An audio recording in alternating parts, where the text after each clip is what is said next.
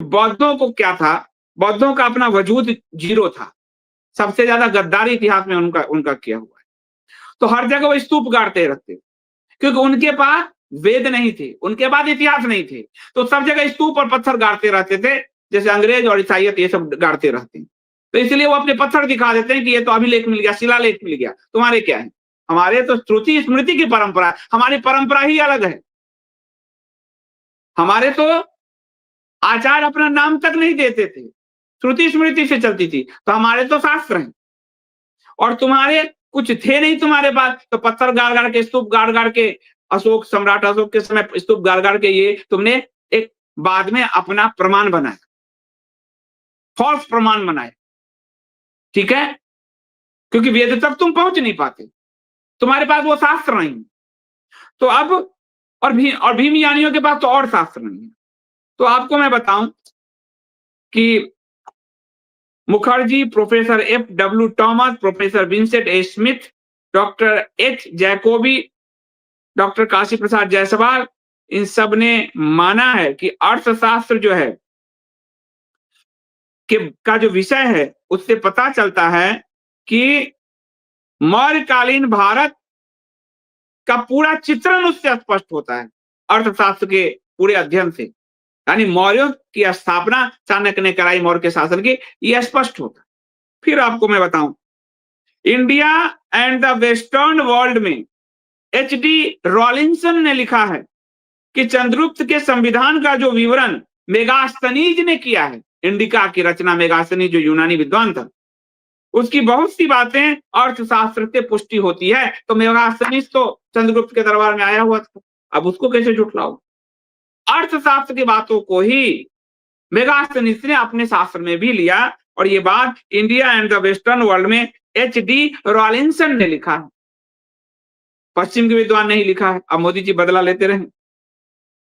सोमदेव कृत कथा सागर, विशाख दत्त कृत मुद्रा राक्षस के, और इन सब में अगर हम पढ़ें तो आपको पता चलेगा कि आचार्य चाणक्य हुए हैं, उनका अर्थशास्त्र एक विशाल ग्रंथ था, ये आपको इसके बारे में पता चलेगा। तो 400 ईस्वी का दिया आपको मैंने, और 1905 ईस्वी में पुनः अंग्रेजों के समय अर्थशास्त्र प्रकट हुआ, यानी अंग्रेजों ने खोजे अर्थशास्त्र, इस पर इसने किताबें इतने लिखी 1905 में। तो 400 ईस्वी भी दिखाया मैंने, 1905 भी दिखाया। अब ये शिलालेख मांगेंगे, तो शिलालेख इन नकली लोगों का, जैसे मुगलों का शिलालेख हमारे विष्णु मंदिर को तोड़ के कुतुब मीनार कर दिया, वो हालत है इनकी। हमारे पास श्रुति स्मृति की परंपरा है, पत्थर गाड़ने की, मुर्दा गाड़ने की परंपरा नहीं है।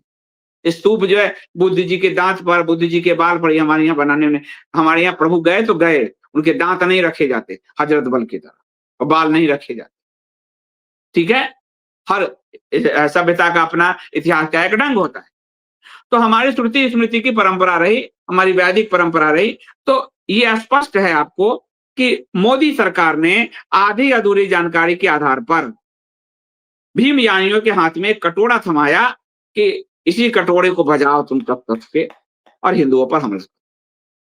और भीमयानी वही बजा रहे हैं, चारों तरफ गंदगी फैला रहे हैं, घिन फैला रहे हैं, अपनी घिन, अपने अंदर की घिन को चारों ओर वमन कर रहे हैं, उल्टी कर रहे हैं। लेकिन किसी के इतने साल के तुम मर गए, शक आए। ये शक कौन? ये बुद्ध जो है, ये बौद्ध जो है, शकों के भेष में कन्वर्ट हुए बदला लेने के लिए। हम इस्लाम आया तो इस्लाम के भेष में कन्वर्ट हो गए, ईसाई सबके भेष में ये बौद्ध कन्वर्ट होते चले गए। और क्यों? हिंदू धर्म को उखाड़ने के लिए। और आदि शंकराचार्य और कुमारिल भट्ट ने इनको जड़ से उखाड़ दिया वैचारिक रूप से। ये शक सब भी बौद्ध ही थे पहले, फिर बाद में ये शक जो है शाक द्वीप से जो आए थे, ये पहले बौद्ध ही बने, और फिर उसके बाद ये पूरा इस्लाम बने, पूरा ईरान, ये शाक द्वीप ही है सब। तो इन सब का जड़ हिंदू धर्म को मिटाने का वो गहरा जड़ है, गहरा का जो है इनका इतिहास लाइन आ रहा है।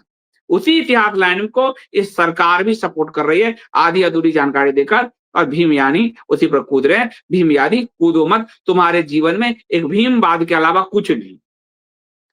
अब ये देखिए न, पंच तीर्थ बना दिया मोदी जी ने, यहाँ पत्थर गाड़ दिया भीम जी के मूर्ति का। आज से 1000 साल बाद कहेंगे भीम देवता थे। वही काम बुद्ध के साथ हो रहा है। यही शिलालेख गाड़ने का काम अशोक ने किया था। यही शिलालेख और स्तूप गाड़ने का काम, जो स्तूप जैसे बुद्ध पे बनाया अशोक ने, वैसे मोदी जी ने पंचतीर्थ बनाया अम्बेडकर के नाम पे, सेम, क्योंकि इनके पास न वेद नहीं थे।